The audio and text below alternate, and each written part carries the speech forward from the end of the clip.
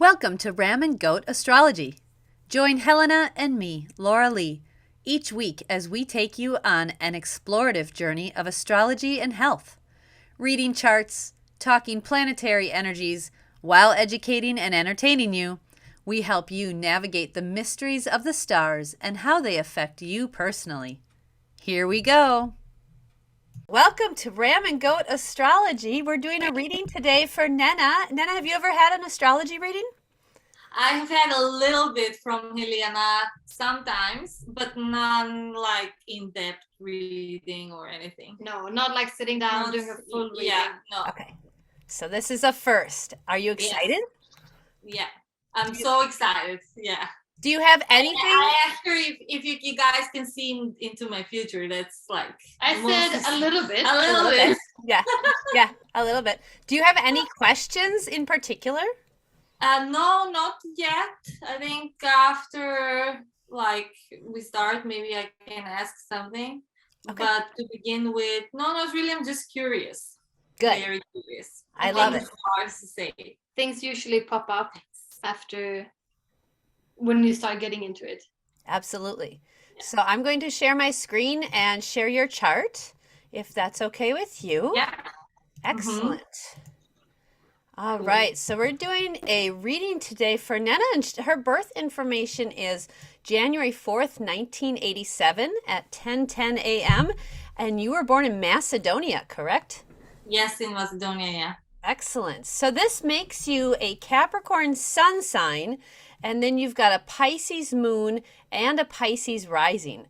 What an interesting combination. You're a feeling person, but really hardworking. Yeah. That makes total sense. This chart makes so much sense, I think. I can't wait to dive in more. I can't wait. So when you are born, you can picture you and your mama right here in the middle of this circle of the chart. So you guys are on the hospital bed or at home or on the toilet, wherever you were born. And the picture of this chart here is basically the sky flattened down from 3D into a 2D piece of paper, right? So these are where all the planets were located in the sky at the moment of your birth. So you had quite a bit going on up here in the top of your chart, and then a whole bunch over here by your first house. So that's all stuff we're going to dive into and explain a little bit more. If the nurse or a birth attendant would run outside when you were born and look at the sign or the constellation that was rising in the east, that was your Pisces. So it's ascending, Pisces ascending, and then the descending or the constellation in the west going down was Virgo. So your seventh house or your descending sign is Virgo. So you're a watery rising person and an earthy descending person. So we're going to dive into all of that. If you look over here, this little square box, this tells you your elements. We've got fire, air, earth, and water. And I don't know if you can see this, but there's kind of some missing element here in the air category. So we're going to dive into that and explain what that means for you and how you can enhance that element because you're missing it. I'm missing an earth element. I actually have 64% air, so I can help you with this, and then you can help me with the earth. Yeah, we should be friends. For sure, for sure. And for those who are not watching but are just listening, we're now looking at astro.com where you can find out your chart. You just put in your birth information, time and place, and you will get a picture of what Laura Lee just explained. And then, Nena, you see all these blue and red lines here between all the planets? Not only do the planets affect us in each of the signs that they're in and each of the constellations they're in, but the planets also talk to each other and they have a relationship with each other. So the blue lines and the red lines and the dotted lines, those are all various relationships that the planets were having with each other the moment you were born. So the blue lines are typically represented as something that is a gift or something you find easy in life. It's a flow. And the red lines are the things that we just need to work a little harder on. We need to strengthen in that area and create awareness that there might be some irritation or something kind of frustrating between those two planets that we have to kind of create a tolerance around. Does that make sense? Mm-hmm. Okay. Cool. So interesting to like have this explained, because I've only seen the chart like Helena has shown me, but you have no idea what anything means. What you're looking at. All the lines, all the wheels, Yeah. table. Yeah, so there's a couple different things to look at. We are going to focus mostly on the planets, but there's also an asteroid here. This is an asteroid called Chiron. And then we also look at the rising sign and the MC, which I like to think of as it stands for my career. It doesn't actually stand for that, but I like to think it stands for my career.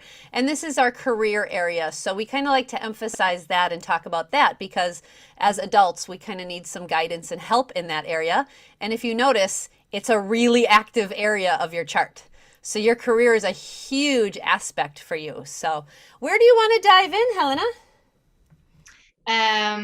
Yeah, maybe just there. Yeah. Into the 10th house. Yeah. Because the Nena's MC starts and the beginning MC is the start of the 10th house. And it starts in Sagittarius and it goes to the middle of Capricorn. And in between there you have Uranus, Neptune, Mercury, and your sun. Yeah. And the house where you have your sun is sort of extra lit up in your chart. It will be very much a focus area in your life. And the 10th house stands for work, pretty much. It's the house of Capricorn. So your sun is in Capricorn, in the house of Capricorn. Yeah, which makes you a really hard worker, really focused hard worker. Like if anybody needs a job done, they should come to you because you will make sure that shit gets done. Yes. Yeah. That's true. Yeah. It's true. Yeah. You work a lot. You work like I've been staying here now 2 nights so far, and you're pregnant. You're giving birth in like 2-3 weeks, and she's like a bee. She's everywhere all the time, and I have to ask you all the time, like, shouldn't you sit down now? Is this enough? So that's really interesting. You just said that because my brain immediately, when you said she's pregnant, I'm also pregnant too. When she said you're pregnant, my brain immediately went down to the 4th house.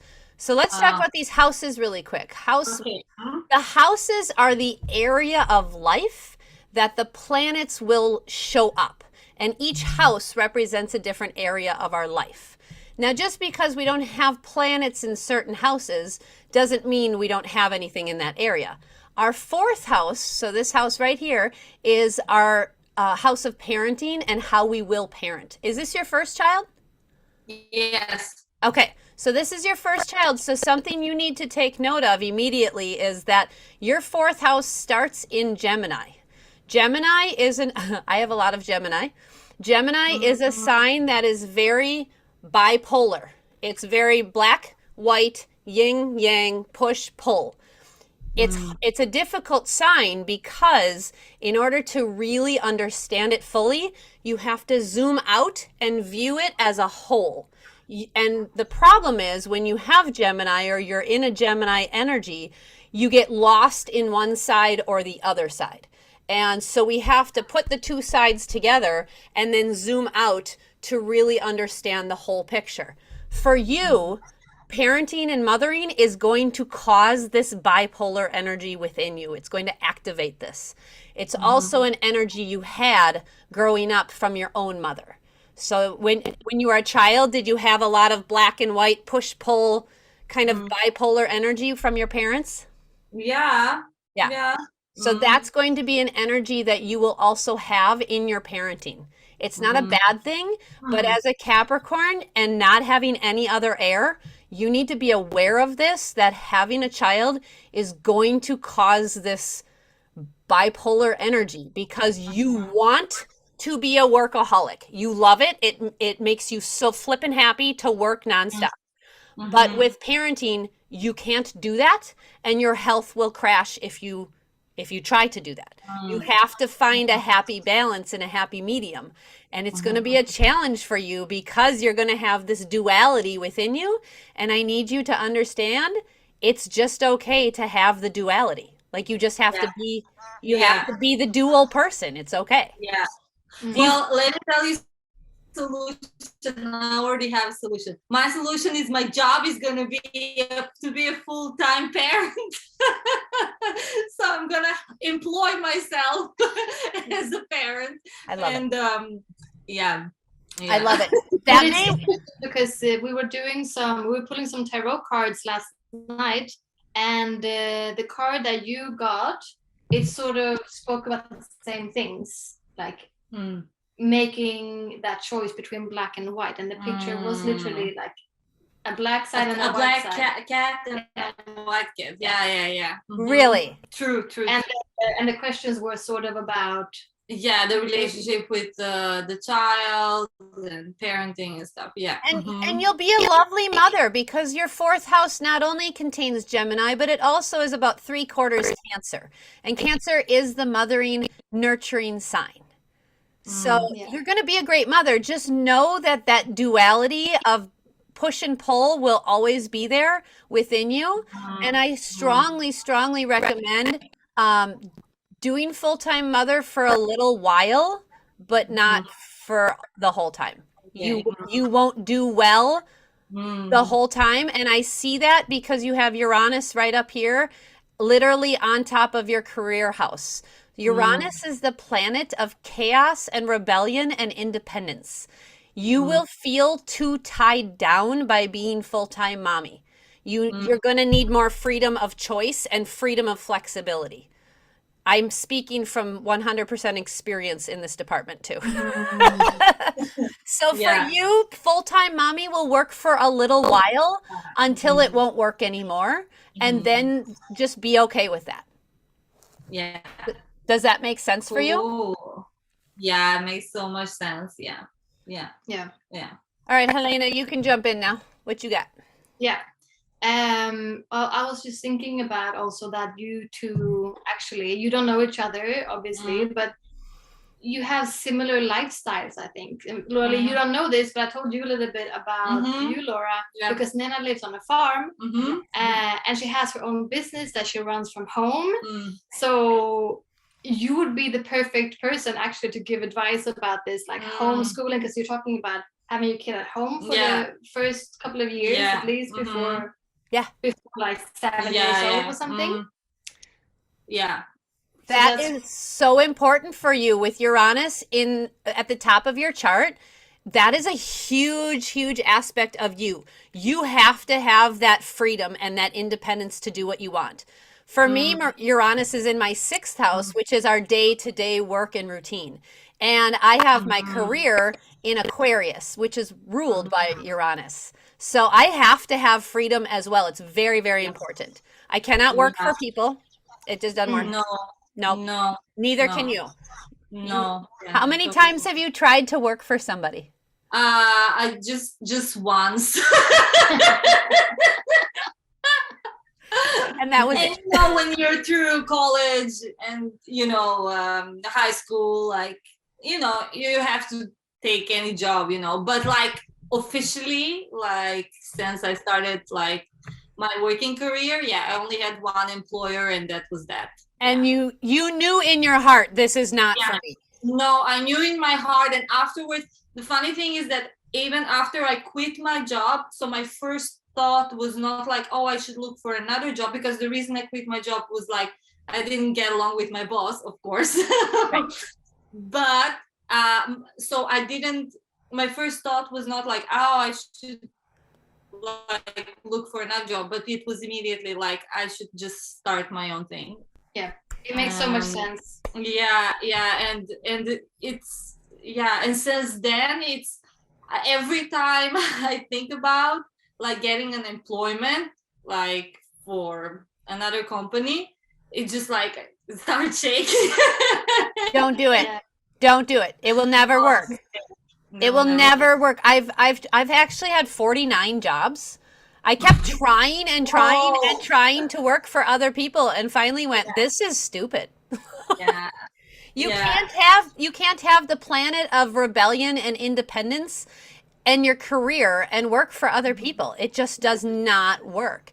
And No. not only that, but it's in the sign of Sagittarius. And Sagittarius loves to have freedom of expression and freedom of movement and just do what they want. Sagittarius loves to travel. Tell me how much you love to travel. A lot. I love to travel. Does Yes. it tell me what it does for you internally inside when you travel? Uh, it just like awakens my creativity. I become so creative, so inspired. I love to meet new people. I love to eat food in different countries. I just love that. Yeah. And yeah, actually one like I don't, you never know what's going to happen, but one of my big plans is to go 1 year traveling at least with my kid and my husband. Absolutely. Like I've had that goal since even before having children, before getting pregnant. It's been like I have to do that because like it's so important for me. It is. I want, like, even for my, it's very important for me, for my partner. Like I couldn't be with someone who does not want to travel. No. So No, you can't. No. no. Yeah. You have to have that freedom and be respected for that freedom. Absolutely. That's a huge thing. Saturn is right there. And I love talking about Saturn right at the top of your chart, too. Saturn is our planet of hard work and life lessons and long term life lessons. And it's where we really grow and mature in life. And it's in your house ruled by Sagittarius. And it's in the sign of Sagittarius. So, and the ninth house is all about learning about new cultures and learning about new religions and philosophies and the way people do things. And for you, your karmic debt and your karmic lessons in life are that exactly. Traveling, learning, exploring, doing all the things you love to do. Taking your child and doing those things is 100% you are listening to your intuition. Yes. Oh, Yeah. cool. Wow. Now, on that note, there's this lovely red line between Saturn and Mars and Saturn and Jupiter. So we've got some interesting energy. It's a little bit of a big square between. Yeah, because hang on, I think I was looking at this the other night. It's a little bit big between Saturn and Mars, but Saturn and Jupiter, it's connected. A good square. Yeah, because between Saturn and Mars, it's more than 10 degrees. Yeah, like it's 12 degrees. Just outside of the orb. Yeah. Yeah. But I would definitely still take note that it's still an energy that's not the most flowing. So your Mars planet is the planet of drive and ambition. It's our sex drive. It's really the planet that moves us through life. And it's not a tight square by any means, but it's definitely still connected to Saturn. And when you have a Mars and a Saturn square, there's a restrictive energy between your drive and your hard life lessons. So you need to recognize that there's going to be a resistance there. There's going to be a level of tolerance that you're going to have to be aware of. That there may just be some energy between this Pisces Mars, because Pisces is very feeling and fluid and it absorbs everybody's energy and it's very intuitive. And Sagittarius is very playful and fun and jovial and expansive.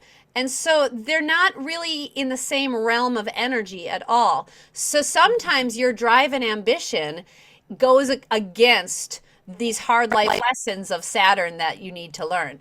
It's not always going to show up because, like I said, it's a bigger square, but still I like to think of a square as like your hose in your garden is kinked. And if you kink your hose a little bit, you still get water flow, but not the full energy, right? If you kink it a lot, you get very little water flow. For this, it's a small kink, but still know that your drive and ambition kind of doesn't flow all the way with your karmic lessons and your hard work in life and the hard things you've had to learn and go through. So that's just something to take note of. It's not bad, but No. as you travel with your child and as you travel through life, just take note that there's going to be this kind of conflicting energy within you. Yeah, and it's also Saturn is very close to the MC, which is it's also in a square to Mars. Yes. So your MC in Sagittarius, this part of you who loves traveling, loves adventures, and just wants to change up, is a little bit conflicted to this spiritual drive, this Pisces drive. Pisces tends to like to be a homebody and be in their own environment and be in their comfy room and in their safe place. And so it goes a little bit against this, like, let me explore everything and try everything.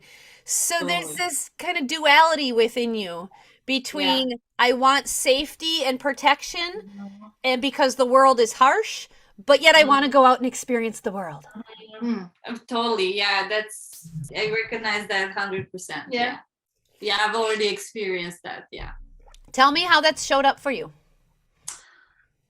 Well, it's a constant battle between I don't know, settling. I'm very settled, you could say, but like still having that how do you say it? Like desire, like question in my mind, am I at the right place? Like even though I'm like super settled and everything, you still, maybe I should have lived there, or maybe I should have done that, like it's never really, obviously I think it's for many, this applies to many people, especially today, because we have so many options and you can live anywhere in the world and all that, but some people still find that like okay, it's good, like maybe I will go and travel, but I know that I live in this country and that's my home. But for me, I will never 100% feel that like, okay, this is my home, even though maybe I will stay here for the rest of my life, but I will always miss something, a piece. And for me, so far, it's been more dealing with that because I know that it's going to be there. Yeah. And not trying to remove it, because I feel like, okay, just accepting it as a part of me. I think. Yeah. Helena, And would you say that's showing up as that Saturn is showing up there for her? I was just about to say that just sounds like you explained Saturn in Sagittarius and what you said, because like you said, Laura, Saturn is about our hard lessons and things that they just stay in our lives, those questions, those things like nagging at you, and you have these hard lessons in the sign of the traveler, of the cowboy that just wants the wide open road. So you will probably constantly, or like throughout your whole life, have that question: am I in the right place? Should I go on to greener pastures? Is there another adventure for me somewhere? And I share this. I also have Saturn in Sagittarius, so I totally understand what you're talking about. Yeah. I have the same thing. Is this the right country for me even? Yes. It's like an internal antsiness, like you're antsy, right? Like, but for you, your second house, which is our house of stability and structure and home, is in Taurus. And Taurus is all about staying put and being comfortable and having nice quality things in a good home. So you feel very confident and stable when you are at home. But Saturn wants you, if you think about it, Saturn really rules discipline and staying on task and consistency. And it's in this giant expansive sign of Sagittarius, which is ruled by Jupiter. And Jupiter loves to have fun. And Sagittarius loves to have fun. And Saturn's like, actually, you need to work hard on having fun, and you need to work hard on travel, and you need to work hard. Like, it's kind of this dichotomy of working hard on play and travel. It's super strange. Yes. But I think for you, this stellium, you have Sun, Mercury, and then Neptune, all in Capricorn. And so Yeah. when you have 3 planets real close together like that, it's called a stellium, and it makes you a really intense person in that area. So your sun is your vitality and your life force, and then your Mercury is how you think and communicate and learn and take in information. And then Neptune is right next to that, and it's your intuition and your spiritual knowing and your spiritual guidance. So your intuition is right next to how you think and communicate. So you are always, always really good with your intuitive knowing. Never, ever doubt your intuition. It is always spot on. Mm. Have you noticed that in your life? I have noticed that. Yeah. Yeah. Yeah, absolutely. Yeah. And I get really upset with me when I don't listen to my intuition, because I know that, like, I know that I'm right. Like, I can read people at a distance. Yes. You know, like I can look at someone's Instagram and know if it's a real person or a fake person. You know what I mean? Yeah. What they're posting for, like through the ether, like I feel that energy. And when someone is in the room, like immediately I know, like, oh, this is a person that, like, I can trust, or I can't, or yeah. So well, let's dive into that, because you've got Venus and Pluto both in Scorpio in the 8th house, which is ruled by Scorpio. And Scorpio does not get lied to. You cannot lie to you. People cannot trick you or fool you. Like, you know immediately if somebody is fake, because Venus is our planet of relationships. So you know with relationships, whether it's through the internet or not, you know if somebody's trying to scam you or cheat or anything. Like, you can just feel it. You feel it in your soul. Yeah. Yeah. And you have these sextiles also from Venus in Scorpio to your ascendant in Pisces and to Jupiter. Yeah.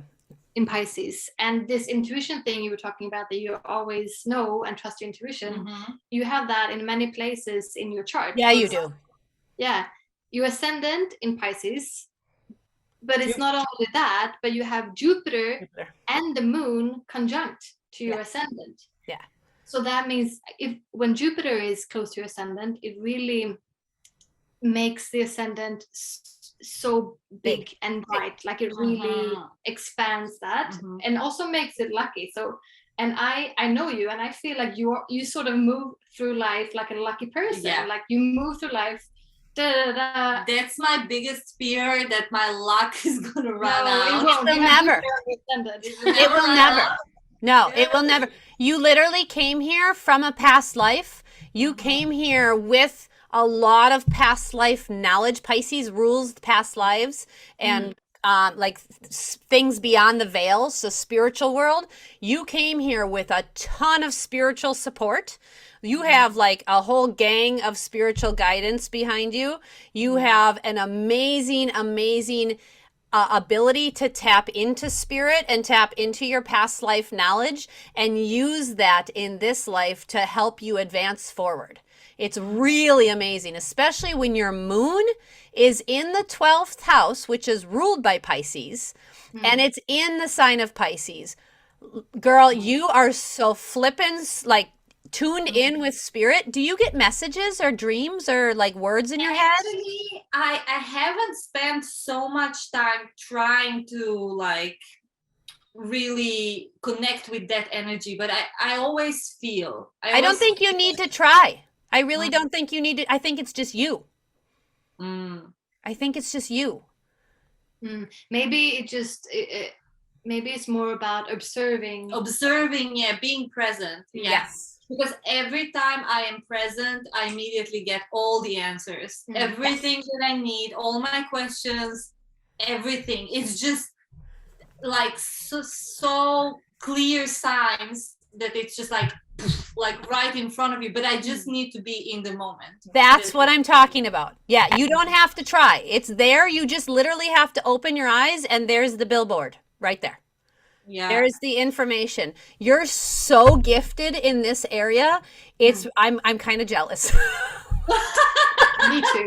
Actually, me too. Like a really hard worker, and you have this amazing, super strong intuition. For real, for real. And having Jupiter on your rising sign, like seriously, people will notice you. Like you can't not be successful in what you do. Like you just will automatically be successful at anything you sell or anything you do because number one, you'll be genuine because Pisces is just such a healing, nurturing sign. And number two, it's Jupiter is so benevolent and giving and expansive. And then you've got your Mars right there in your first house as well, which is your drive and your mission to move forward in life. And I'm like, man, I want those placements. Yeah. And also when you think about the first house is very much the body, the self. Mhm. And you have Jupiter and Mars in the first house, and this tells me you have a very strong, good body. Like your body will endure. Yeah. One of the things I do with astrology is I'm a health coach, and I see people's health things in their chart. And there's a couple things I look for in the chart, and I look for planets in the 6th house. I look for planets in Virgo, and I look for any aspects or relationships to those. You don't have anything there. And the only issue or the only aspect would be your moon in your 12th house, which is your emotions. And sometimes your emotions are a little hard to access for you. Sometimes it almost feels like they're there, but almost like behind the curtain, right? They're just back there a little bit. But otherwise, your health is really, really strong and really good. Have you had health issues in your life or no? Never. I mean, yeah, colds and stuff. Yeah, but not like autoimmune stuff or broken bones or anything. No. Allergies, nothing. No, you have I've never seen a chart with somebody who has no health like issues. Never. And I've read a lot of charts. So this is really cool. Like you really have an amazing superpower with your strength of your body. Capricorn rules the bones and the structure. And you've got these 3 beautiful things up here in Capricorn, your sun, which is your vitality and your life force, your mind, and your Mercury rules kind of our coordination and how we physically can move our body. And Neptune is our intuitive knowing. So that tells me your intuition with moving your body, you don't stub your toes a lot. You don't run into things a lot. You're not klutzy or clumsy. You're really aware of your body and where you place it.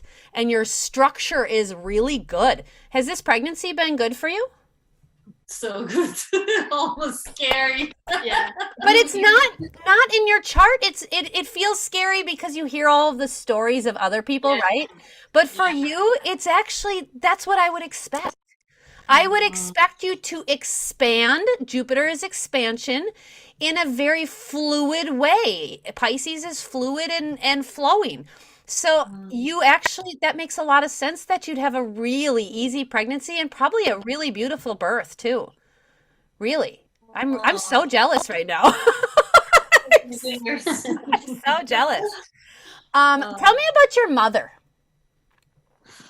Oof, my mom, is she gonna listen now?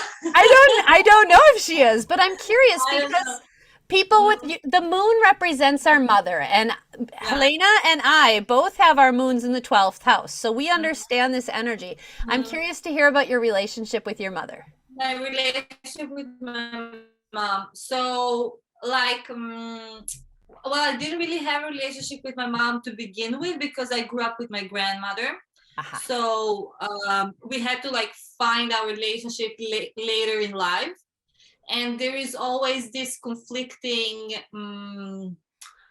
because was it with you? We were talking about that, like you're more accepting and tolerant towards people that are not so close to you, but you can be much harsher with, your family members and friends that you can be really that you really are close with. Yes.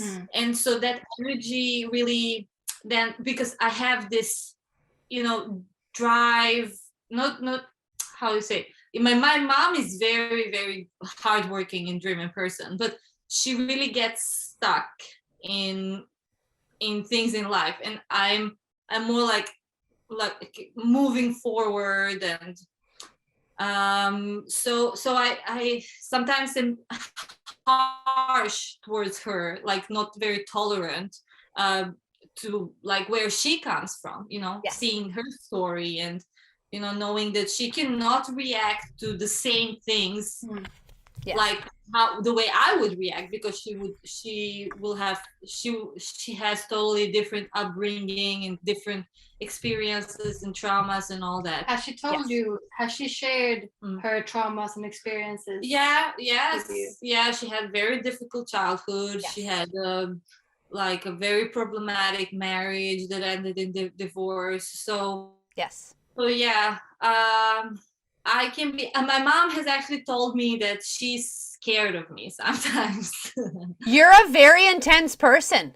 Yeah. Oh, yeah. Your Capricorn intensity and then your giant Jupiter on your rising sign. I would absolutely agree with her. You can feel scary because of how, number one, how intuitive you are. Like we Yeah. said, with these Scorpio placements up here, nobody can get anything past you. And you typically, with Pisces is it's very psychic, very psychic. So you probably knew things that you shouldn't have known, if that makes sense. And there's something you can't separate between a mother and a child. Like there's an energetic connection being, as you know, with growing a baby, right? There's this connection that is just unspeakable. It's just this link. And for you and your mom, there's definitely a lot of past life wounds, and that probably should be brought up and healed, and they will probably show up or come to the surface, bubble up to the surface after you have baby. When baby starts to, and you get fully into parenting in the next 2, 3, 4 years, that's when the things will start to come up between you and your mom, and you'll be able to address them then. But when you have your moon in the 12th house, it's a very challenging connection with your mother. It's not necessarily a bad connection. It's just, again, it's like almost behind the curtain, behind the veil. Like it's almost not accessible, but it is. And Pisces is two fish swimming in different directions. So when your moon representing your mother is two fish, you're going one direction and she's going another. And that's just kind of the nature of you and your mom. And I find it interesting that you said your grandma raised you, because again, Pisces rules generational things and past. So it makes so much sense that your grandma played a huge role in your life. That's that generational healing. So it's going to probably play out that way, where your mom will be closer to your child than she is to you. Very similar to you and your grandmother. Does that make sense? Yeah. And it's nothing bad or nothing, negative, but it is something to be aware of. But it's definitely a past life issue. Like when somebody's talking to me right now, there was a tragedy or something where you guys were separated very, very suddenly. Hang on. I'm seeing a drowning. Somebody's drowning. I don't know if it was you or her, but somebody was drowning in a very traumatic way, like a shipwreck or something like that. And in that life, there was that trauma and that separation. And then in this life, the trauma of having you and the stuff she was going through kind of stirred all of that energy up again. And so it's stuff that you definitely need to work on and heal. It doesn't necessarily mean you have to do it right now or like every single day, but this is just kind of put in the back of your head for when the time is right. Does that make sense? Yeah. What do you see, Helena? Well, you could go on and on about the moon, because there's so many connections. There's so many connections. I know. Pluto, yeah, you have Pluto in a sextile, in a trine. In a trine. To the moon, and you have a sextile to the moon. Let's talk about the Pluto moon trine. That's a good one. Pluto is your personal power. And it's a force that's either destructive or focused, right? There's nothing in between. It's either going to build something up or it's going to destroy and break down. And so when you have this gift, this is a gifted line energy between your moon and Pluto. When you have that in your chart, you're really gifted at like digging into the deep, dark shit that needs to be excavated and brought up for the healing to occur. You're really good at that. Like that doesn't scare you, that doesn't bother you. That's the intensity your mom was talking about. That's what you scares her about you. Like you freak her out with your ability to do this. Like it's something you just have this power. So Pluto is like this intense undercurrent. And while we don't always feel Pluto within ourselves, other people notice it within us. And especially our mothers. And especially if it's connected to the mother planet, right? It's not a visible energy, and it very much rules secrets and the underworld and, this really, really intense energy. So Nobody wants to deal with, nobody wants to have on the surface.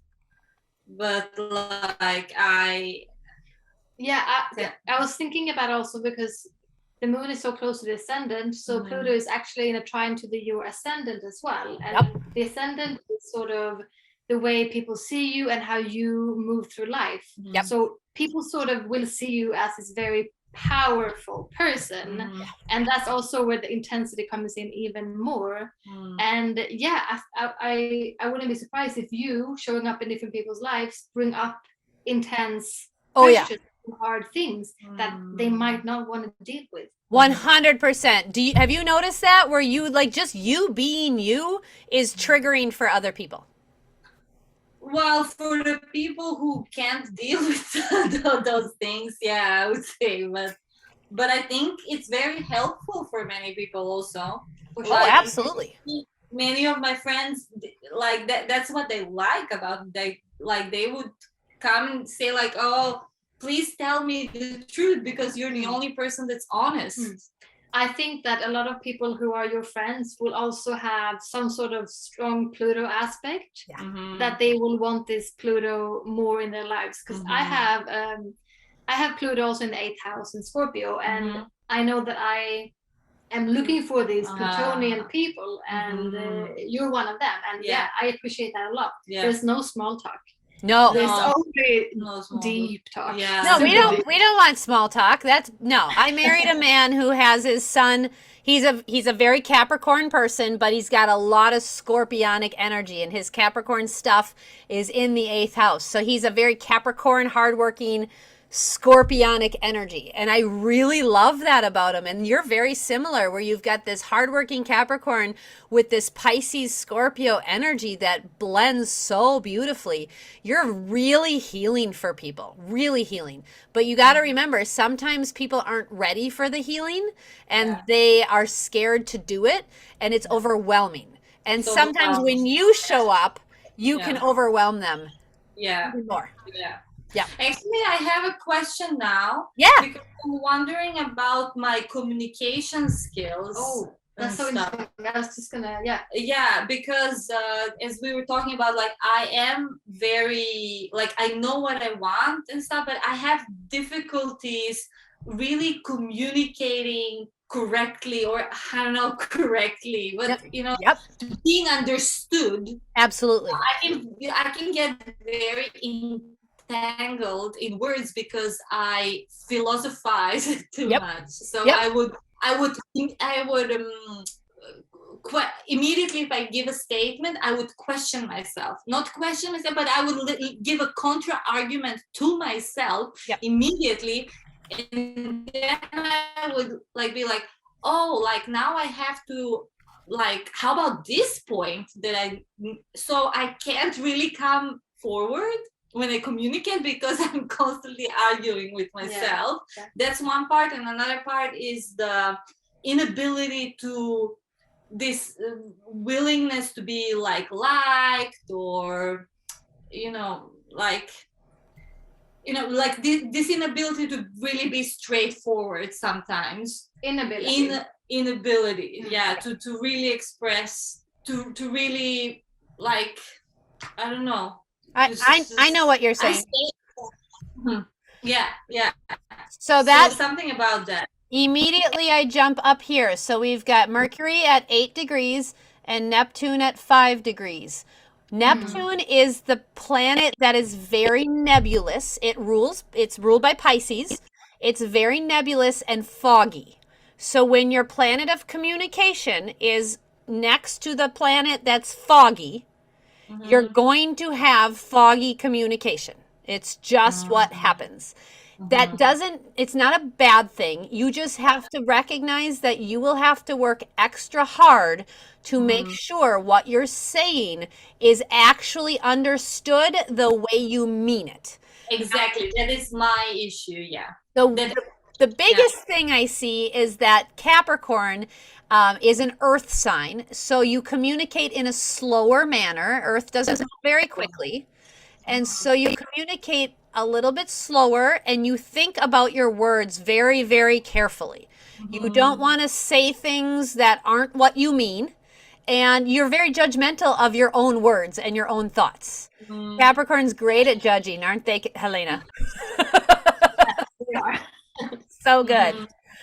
So I think that's the biggest issue, but then also those are all in a trine or a sextile to Jupiter and your rising sign, again, in Pisces. So you've got a lot of nebulous, confusing, foggy energy around the way you communicate with people. And Jupiter actually expands the fog and makes it a little bit bigger.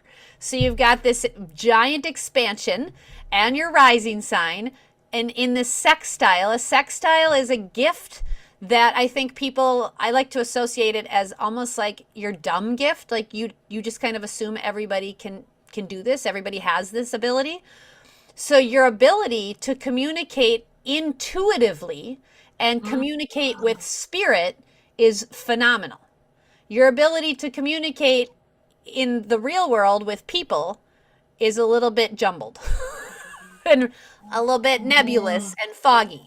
Does that make sense to you? Maybe because I feel like that, like it's obvious, like I don't have to say it. Like I feel like, oh, you should know that, or and you will feel that because you will feel it because you have your moon in Pisces, so you will feel all the answers. You walk into a room and you will already feel the situation. Oh, yeah. But others don't, because others who have the moon or any other will not have this intuition that you have. But for you, it's written out in the air. So I understand what you're saying. Why should I say it? It's obvious. It's there. Yeah. And you have so much water in your chart, so that also adds to that you just feeling your way through life. And like we said in the beginning, you only have one placement in air, and that's Chiron, the wounded healer. So that is, and it is placed in the third Gemini house in of communication. Yeah, and Gemini is also about communication. So that is for sure a wound in his life. Yeah. So let's talk about that a little bit more. The air element, which you're missing planets in air, is the element of communication and talking and words. You don't have any planets in any air signs. So the only thing you have in an air sign is the asteroid that is our wounded healer. It's our wound that we then have to create this awareness around, heal ourselves, and then help to heal others. And it's in the communication sign of Gemini. Gemini loves to communicate. I have a Gemini moon and a Gemini rising. It's my favorite thing to do, to talk all the time. And it's in your third house, ruled by Gemini, communication. So you absolutely have a wound and a struggle with communicating. You actually have like 3 or 4 different areas where communication is definitely a struggle for you. 1000%. So that's something to just always take note of. So yeah, for you, that's such a great question. And I'm so glad you asked it, because it's something you definitely need to create awareness around, especially as you become a parent. Because when you parent, it's literally about learning to communicate on a whole new level to this whole new little crazy thing that you just made. Yeah. And it will be difficult for you. It will. But your intuition will always be right. So always trust your intuitive abilities and sit with your intuition before you communicate. Does that make sense? Yeah. So yeah, I wanted to ask, when you said that you have this issue about saying what you really feel, what is the fear behind, or what is it that stops you to say what you feel? Is that a fear behind that something's gonna happen? Yeah. I just don't know if the other person's gonna like it. I don't know if I'm gonna say it right so that it doesn't come out being mean or demanding, or because it's not from that place. But I'm scared that, like, if I utter it, that it will come out all wrong. And you might have experienced that maybe before, because Mercury is in Capricorn, and Capricorn is very in the energy, and if that's the way you communicate, then it might have come across like that before. And I recognize this too, because I can also feel that I have a lot of Capricorn energy, and I had the same sort of fear sometimes that, oh no, I think I sounded too demanding, or I sounded too bossy there. So maybe it's that showing up. Yeah. Tell me about your childhood and your ability to communicate when you were a child. Well,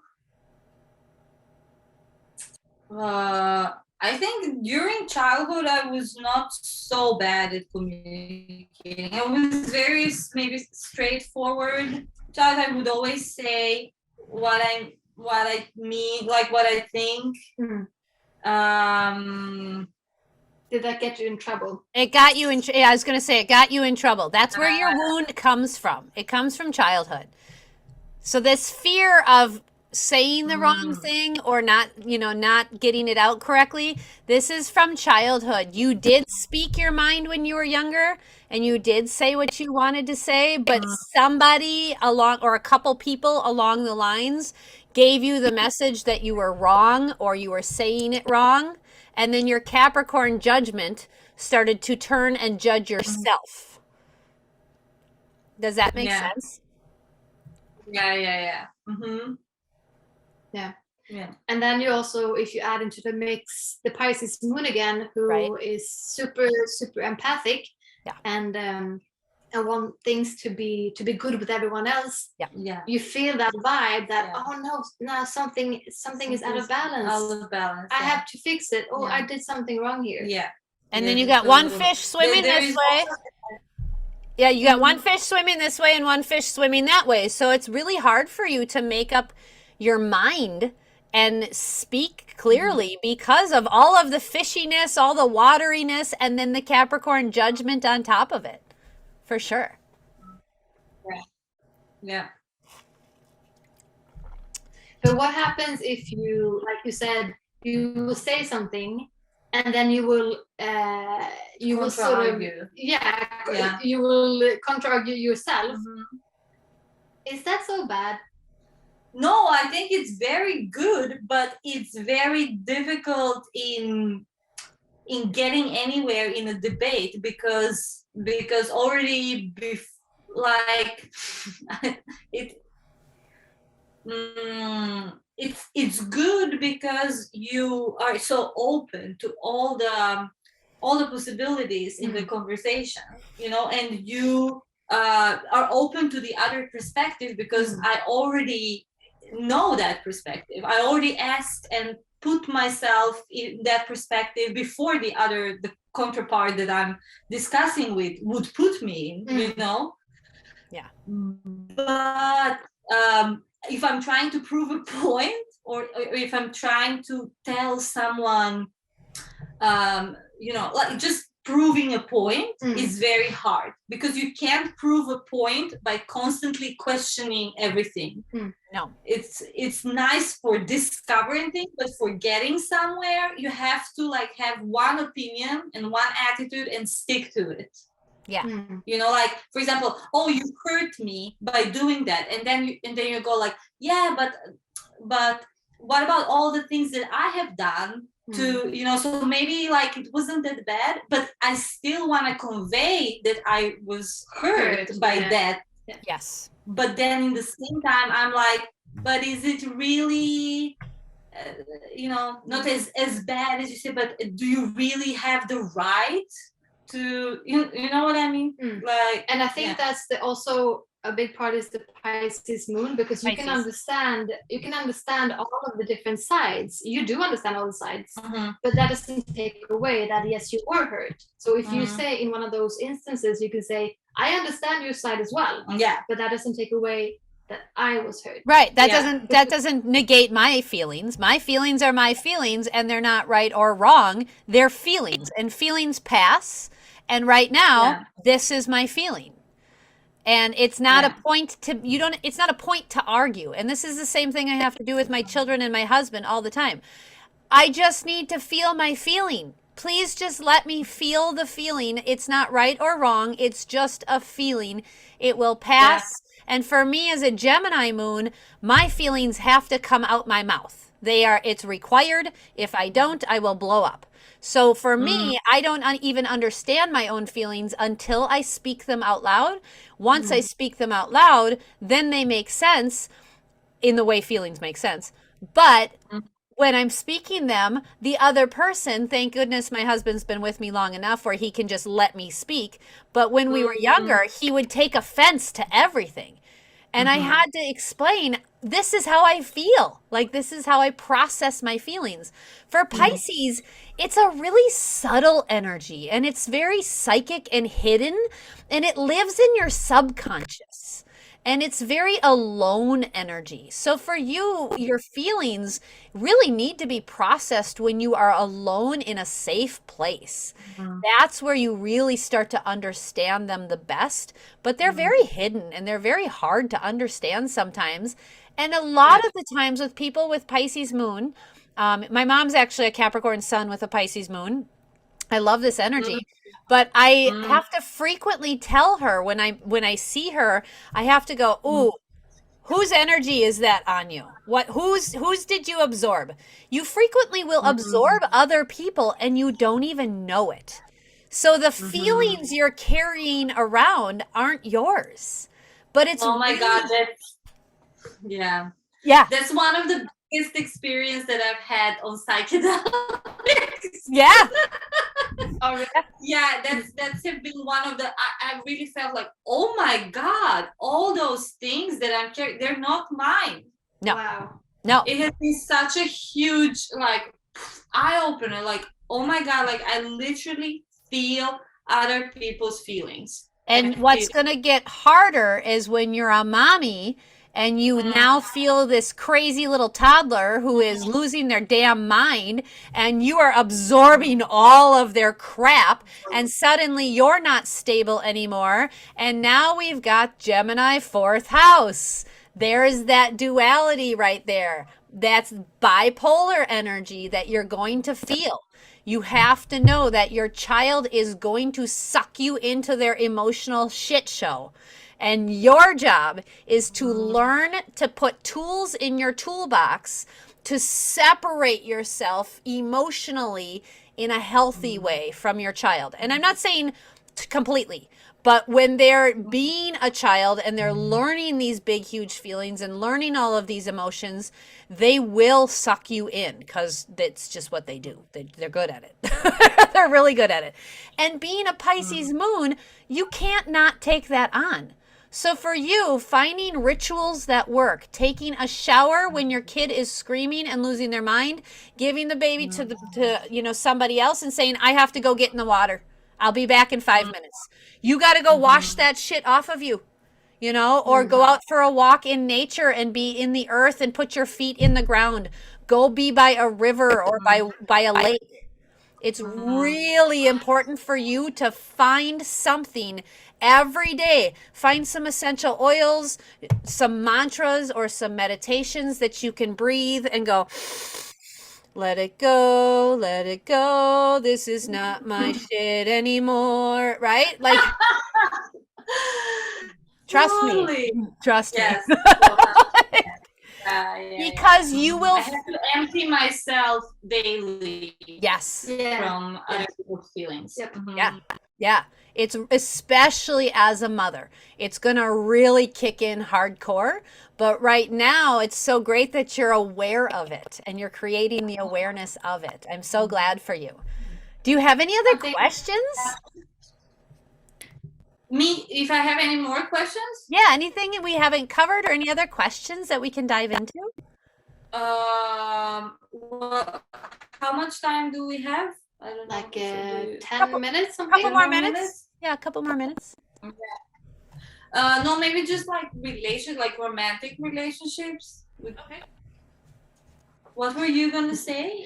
No, you were I saying something. Yeah, I was gonna say, since you had that experience on psychedelics, that you were carrying others people's shit around, have you done something? Did something shift inside you? Were you like, oh, I get it now. I have to get rid of these energies? No, not like I have to get rid of these energies, but it's more like that I don't take my feelings so personally anymore. Oh, as I did nice. before. Like I thought that everything is mine. I Yeah. thought that like when I'm sad, I am sad. Yeah. When I am, angry, when I like anything, that it's me, that I am causing this. But it really brought that awareness that like, well, sometimes it is me, but many times like it's not me. No. Like it doesn't come from me. It's No. not my heaviness, it's not my load. Yeah, and we mentioned on the last episode we recorded, Moon in the Signs in Pisces, we were talking about how Pisces moons need to sort of learn how to let things go. And there's different like quick rituals you can do every day that take a few seconds to just like release those things. Yeah. Those are really important to work into your day, and then also teach to your baby. And I'm talking like 3 to 5 months old, you start teaching them how to do deep breathing. And I've done it with my own children. My daughter's now 19 months, my youngest is, and she is in a Pisces progressed moon right now, which is a time of her life.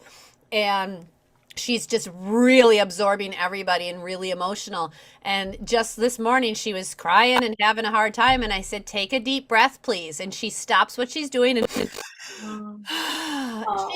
19 months old, and she understands what that means and that it works. And she actually will ask for essential oils. She knows they make her feel better. It's really actually kind of profoundly cool to see when you start them very young, teaching them these techniques. Oh, that's beautiful. I recommend that. Doing that with children. I mean, we need children being raised like that. Yeah. Right? So, Right? Yeah. Can I dive into her progressed moon? Can we check that out quick? Let's do it. Okay. Do you want to explain what a progressed moon is? Yeah, so progressed moons, it's sort of, so from the day you were born, your moon was in Pisces, and so your chart, your moon will always be in Pisces. But then they progress, and it's 1 dot per month, right? Oh, this is funny. It's one degree per month. Show different things in times of your life. Oh, it's going. It's in her mothering house. When you told me that you were pregnant, I was saying something about like, I'm gonna check I checked your progressed moon. And I was like, I said something about. It's in your mama house. Sure I told. Yeah. What? That this is your progressed moon, this green one. And right now, so what I said is it shows sort of themes in your life. They last for like 2, 3, 2.5 years. 2.5 years. And you have just gone into the house of raising your children. Of mama. And you're going into the sign of Cancer. So when are you due? So crazy. In like 2 weeks. Should we guess the date? So should we? Right? So right now your progressed moon is in the 4th house of parenting and becoming a parent and mama. And in 8 weeks, it will move into a new sign. So for the last 28 months, you have been in this Gemini energy and learning how to communicate. That's what you've been doing. And now you are going to be moving out of Gemini into mothering and into nurturing. I think that I love progressed moons. I think they're so funny. They literally are just spot on every time. So in you're going to have a baby, and then about 6 weeks postpartum, right? So you'll have a baby in about 2 weeks ish. And then 6 weeks later, you will literally shift into this mothering sign, and you will be in mothering sign for the next 30 months. I think that's absolutely fascinating. I love 30 months. Yep. That makes so sense. That is so crazy that your progress moon is right now moving into Cancer, That's funny. the mother of of all of the signs, and each house also of motherhood and children. And children. Wow, so Raising- I'm raising just children. on time. I'm just on time. How Well, could I and be that's so the spot thing. on? That's the thing with Crazy. progressed moon. The timing of it is so spot on and so creepy. We could go back to different parts of your life and type in the date and see where the progressed moon was, and it's so freaky and strange. I love it. I think it's fascinating. If we went back to when your progressed moon was up over here by your rising sign, I would love to know like what was going on in your life at that time, right? Like, were you getting psychic hits? Were you getting spiritual stuff? Like, I'm so fascinated by all of that. But of course, we don't have time for that today, but we can do that in the future. Yeah. So do you Cool. have any questions about this? No, guys, this has been so awesome. I'm so glad I did this, and I really recommend everyone to do this with you guys. I mean, Great. you're so spot on, and you're so good at explaining what everything means and like really making sense of everything. Like you really make it like straightforward and easy to understand. Yay. So yeah, really, I hope that like everyone will do a reading. I like, hope so too. it's so We hope so. yeah. And No, I but would, it's How can it make so much sense? isn't it fascinating? It's so Yeah, fascinating. so The way I fascinating. understand astrology is that, you know, each planet and everything is frequency. Everything has its own frequency signature. And each planet gives off its own wavelength and has its own energy. And our brain is formed inside of a water-filled chamber inside our mama, and it's protected by our mama. And then when we emerge, no matter how we come out, C-section or vaginal or whatever, when we come out, our brain, squishy, gets downloaded with the energies of the planet. And that's like our operating system. And while our operating system has a little bit of flexibility to it, we can add an app here and an app here. We definitely have a programmed system, and that's who we are. And it's so fascinating. I love it. Yeah, Yeah. and just you feel so seen, Yeah. understood, and you understand things about yourself, and you can. A big part is you accept those sides of yourself. Yeah, like the part with me that's this contradictory force of like wanting to travel and then wanting that stability that during my teenage years or like before I would try to change. I would like be like, oh, you have to decide one or the other, but now I accept myself living in this contradiction, you know, and Because I know that's that what we are. We're multi-dimensional people with so much connection to, you know, past life and spirit and all of the things we can't see with our own eyes, but we can feel. And it's so fascinating. I would love to do a reading for your baby after you have your baby too. Me too. That's what I'm most excited about. Yay! I want to know everything about him. Yeah. Awesome. exciting. Well, Thank you guys. Thank you for joining us. Yes. So I will continue listening to your podcast. Yeah. Please do. Please do. Thank you for being on it. And we so enjoyed this and wish you all the best with your birth and everything. I can't wait to hear how it goes. Yes. Thank you so Excellent. much. Thank you. Thank you for tuning in. If you would like to be a part of our show or have a personal reading done with us, email us at ramgoat ramgoatastrology@gmail.com. We can't wait to hear from you. See you next week.